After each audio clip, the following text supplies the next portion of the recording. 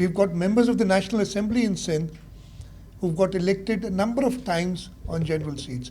So on the political sphere, in the workforce, Sindh, I believe, is the most outward-looking province, and we will be able to follow the recommendations of having more women employed. I'll give you another example. And I'm very grateful to the World Bank for working with us on this flood rehabilitation program, the housing program.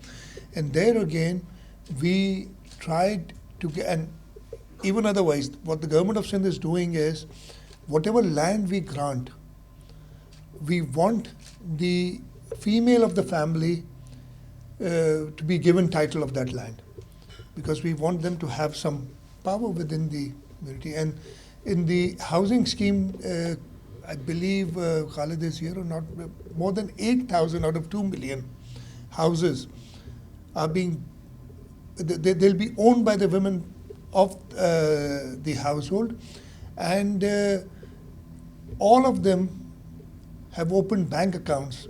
There's financial inclusivity. They've never seen a bank before, and they've opened bank accounts, and all transactions are being done through the bank. So we're trying at all, in all spheres, to have more women participation.